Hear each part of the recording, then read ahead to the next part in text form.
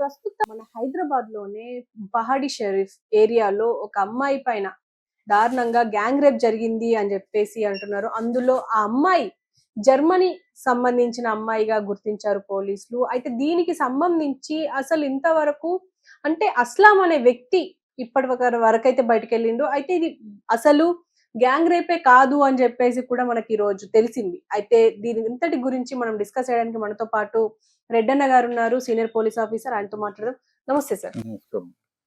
Sir మీరు చెప్పండి, ఈ కేస్‌ని ఎలా చూడొచ్చంటారు? అంటే దాదాపు ఇది మనకి ఇప్పటికి ఇది మూడవది. హంపి అండ్ జర్మనీ, అంతకుముందు హర్యానాలో కూడా గ్యాంగ్ రేప్ జరిగాయి. కానీ ఈ జర్మనీ అమ్మాయి పైన అఘాయిత్యం అంటే ఒక అబ్బాయే చేశారు అని చెప్పేసి తెలుస్తుంది. దీని గురించి మీరేమంటారు?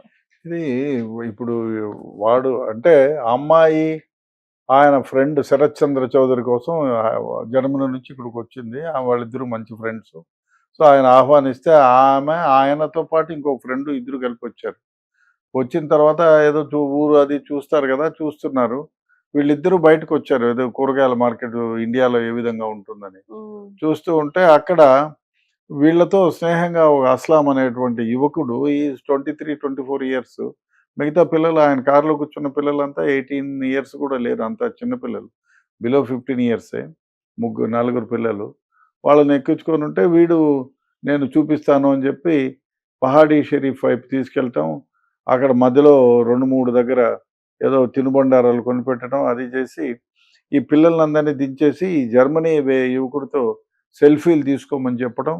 ఆ సెల్ఫీలు ఈవిడికి ముందే అమ్మాయిని చూసినప్పటి నుంచే దురుద్దేశం ఉంది. ఒకటేమిటంటే వాడు ఏమని ఊహించుంటాడంటే మన భాష కాదు, మన దేశం కాదు, వచ్చి రాని పుట ఇంగ్లీష్లో మాట్లాడి కనుక్కున్నాడు. వాడు మన దేశం కాదు, ఇతర దేశం. అందులో జర్మన్ అమ్మాయిలు కానీ జనరల్గా యూరోపియన్ గర్ల్స్ చాలా ఫ్రెండ్లీగా ఉంటారు. అంతెందుకు ఇరాన్లోనే నేను I think 25 years back when I visited ఇరాన్లో కూడా చాలా friendly women, very friendly. Europe లాగానే ఉంటారు. Even though they are Muslim country, ఒక మాంతో ఒకటి కట్టుకుంటారు. నార్మల్గా బయటకు వస్తే సిగరెట్ వెలిగించుకొని అందరితో హ్యాపీగా మాట్లాడుతూ ఉంటారు. చాలా సోషల్గా ఉంటారు. ఈ జర్మన్ అమ్మాయిలు కూడా జనరల్గా యూరోపియన్, లండన్ అమ్మాయిలు కానీ జనరల్ యూరోపియన్ అమ్మాయిలు కానీ చాలా సోషల్గా ఉంటారు. అట్లే సోషల్గా ఉన్నింది. వీడేదో మనకి వాళ్ళు బురకాలు వేసుకొని మొహం కనపడకుండా మాట్లాడేది, ఈ పిల్లి ఇంత ఇదిగా మాట్లాడుతుందంటే వీడు డెఫినెట్గా ప్లాన్ చేసుకున్నాడు ఏ విధంగానైనా ఈ అమ్మాయిని రేప్ చేయాలా, అనుభవించాలా అని.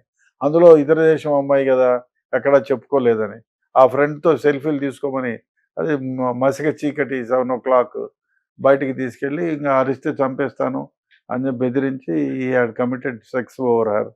ఆమెని రేప్ చేశాడు. తీసుకొచ్చి ఆమె ఆ పిల్లల్ని ఎక్కించుకునే సందర్భంలో ఆమె దుంకేసినారు. వాళ్ళ ఆటో తీసుకొని ఇక్కడికి వచ్చి they given a complaint in the police station. ఇది వాడు మొదటి నుంచి ఆ అమ్మాయి ఎక్కడుందో తెలుసుకొని వచ్చి రేప్ చేసింది కాదు. ఇది ఇన్స్టెంట్గా ఆ అమ్మాయి ఫ్రెండ్లీగా ఉంది కాబట్టి ఎలాగైనా ఈ అమ్మాయిని రేప్ చేయొచ్చు అనేది ప్లాన్ చేసి ఈ విధంగా ఊరు బయటికి తీసుకెళ్ళటం, ఆ విధంగా ప్లాన్ చేసి వాడు ఇన్స్టెంట్గా ప్లాన్ చేసుకుంది. ఇది అక్కడికి తీసుకెళ్లాలని కూడా లేదు. అమ్మాయి కనిపించకపోతే ఎవరిని తీసుకెళ్లేవాడు కాబట్టి ఇన్స్టెంట్గా కారులో ఫ్రెండ్లీగా ఉంది. నేను కారులో ఎక్కనంటే ఏం చేసేవాళ్ళు? ఏం లేదు కదా, లేదు కదా. సో అంత సంతలో ఉండింటే నేను ఎక్కను, చెల్లదామనంటే వెళ్ళిపోయేవాడు. కానీ అమ్మాయి ఫ్రెండ్లీగా ఉంది, హ్యాపీగా ఉంది, సెకండ్ ఇచ్చింది, హగ్ ఇస్తుంది, అవన్నీ మామూలు. That is culture.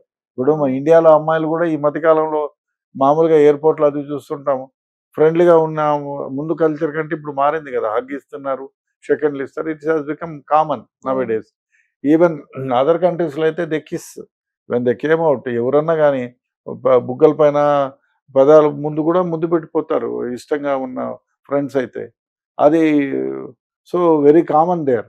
సో ఆ కామన్గా ఈమె పరికరించేటప్పటికి వాడు దాన్ని వేరే విధంగా అనుకొని, ఓ అమ్మాయి ఇంత ఫ్రెండ్లీగా ఉంది, మనం ఏం చేసినా ఏమందలే అనే ఉద్దేశంతో ఈ అమ్మాయి తీసుకెళ్ళి ఆ ఉద్దేశంతో అందరినీ దించేసి ఈ కమిటెడ్ రేప్ అన్నారు. కానీ సార్ ఇప్పుడు జనరల్ గా చూస్తే టూరిస్టులుగా వచ్చినాక వాళ్ళకి ఇలాంటి ఏమైనా జరిగితే అసలు మన ఇండియన్ ఎంబసీ గానీ అక్కడి వాళ్ళ ఎంబసీ గానీ ఎలా వర్క్ చేస్తుంది అండ్ ఎట్లుంటాయి లీగాలిటీస్? ఏదే ఒకటి, ఏ దేశంలోనైనా ఏ దేశంలో ఉంటే ఆ దేశ చట్టాలే అనువర్తిస్తాయి. ఉమ్, మీరు జర్మనీ అమ్మాయి అయినా, అమెరికన్ అమ్మాయి అయినా ఇండియాలోకి వస్తే, ఇప్పుడు ఇండియాలోకి వచ్చి జర్మన్ అబ్బాయి మర్డర్ చేస్తే అది 302 కిందనే పోతుంది. ఓకే. అంతేగాని జర్మనీలో వాళ్ళు చేశారు కదా, అమెరికన్ వాళ్ళు చేశారు కదా అని ఆ చట్టాలు వర్తింపజేయరు ఇక్కడ. ఉమ్, అట్లయితే ఇప్పుడు దుబాయ్‌లో ఉన్న, మనం దుబాయ్‌లో ఏమైనా ఇట్లా మర్డర్ చేసినారంటే నిలబెట్టి చంపేస్తారు. అవును. సో అది ఇక్కడ వర్తించదు. ఒకవేళ దుబాయ్ అబ్బాయి ఇక్కడికొచ్చి మర్డర్ చేసినాడో, రేపో చేస్తే వాడికి ఇక్కడ చట్టాల ప్రకారం వాడికి ఈ కేసు రిజిస్టర్ చేస్తారు. వాడిని అన్నీ ఎగ్జామిన్ చేస్తారు. అన్ని సోర్సెస్ లోయర్ కోర్ట్‌లో, హైకోర్ట్‌లో, సుప్రీం కోర్ట్‌లో ఒకవేళ ఉరిశిక్ష వచ్చిందనుకో, అప్పుడు pardon from president of India అన్నీ ఉంటాయి. మన ప్రొసీజర్ ఉమ్, ఉంటుంది. కాకపోతే ఫలానా అమ్మాయి వాళ్ళ పాస్‌పోర్ట్ ప్రకారం ఇక్కడికి ఇండియాకొచ్చింది. ఆమె మీద ఈ విధంగా జరిగిందని వాళ్ళ అంబసీకి మనం ఒక రిపోర్టు, క్లోజ్డ్ ఉమ్, రిపోర్ట్ ఒకటి పంపిస్తారు. అది పంపిస్తారు. ఆ తర్వాత ఆ దేశ వాళ్ళు మానిటర్ చేస్తారు. ఉమ్, ఒకవేళ మళ్ళీ ఆ గవర్నమెంట్ ఎందుకు జరిగింది, ఏమి అనేది కూడా ఆలోచన చేస్తారు. వాడిపైన తర్వాత ఏం చట్టాలు, అంటే ఏమి చట్టపరంగా ఏమి శిక్షలు తీసుకున్నారని కూడా వాళ్ళ గవర్నమెంట్ మానిటర్ చేస్తుంది. ఓకే. ఈ దరిద్రం ఏమిటంటే, భారతదేశంలోకి ఒక అమ్మాయి వచ్చి మన దేశంలో చూడ్డానికి వచ్చి ఫ్రెండ్లీగా ఉండి ఆ అమ్మాయిని రేప్ చేశారంటే దేశ ప్రతిష్ట నాశనం అయిపోతుంది కదా. ఖచ్చితంగా. దేశానికి నామూషి. ఉమ్, భయపడతారు కూడా. ఓ పట్టపగలు అమ్మాయిని తీసుకెళ్ళి ఒక ఫ్రెండ్ పక్కన ఉంటే కూడా తీసుకెళ్ళి రేప్ చేశాడు అంటే డెఫినెట్గా ఇది దేశ ప్రతిష్టకు భంగం కలిగించేటువంటి వ్యవహారం. అంటే ఇప్పటికి ఇది మూడో కేసు. ఈ మధ్యలో జరిగిన కేసుల్లో. కానీ అంటే ఇలా జరిగినప్పుడు టూరిజం ఏమైనా పడిపోయే అవకాశం ఉందంటారా? ఎందుకంటే భయపడే అవకాశం ఉంటది. సోలో ట్రావెలర్స్ ఎక్కువ అవుతున్నారు ఈ మధ్య. భయపడతారు. డెఫినెట్‌గా భయపడతారు. మొన్న హంపి ఇన్సిడెంట్ కానివ్వండి, ఈ ఇన్సిడెంట్ వల్ల గానీ, కొంచెం జాగ్రత్తగా ఉండాలి అనేటువంటిది, ఇది జరిగింది.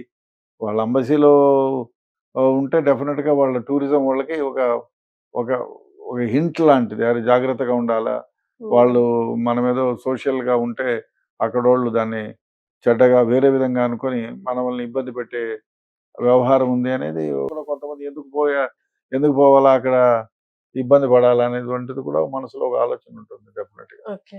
సరే ఇప్పుడు మీరు ఉన్నప్పుడు మీరు అధికారంలో అంటే మీరున్నప్పుడు అప్పుడు కూడా ఇలాంటివేమైనా జరిగే అవకాశం ఉండేనా?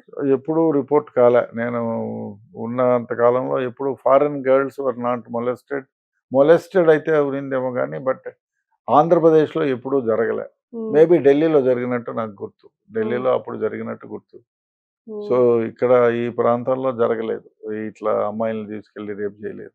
ఓకే. బట్ ఆఫ్ఘనిస్తాన్‌లో మామూలుగా జరుగుతూనే ఉంది. ఆ!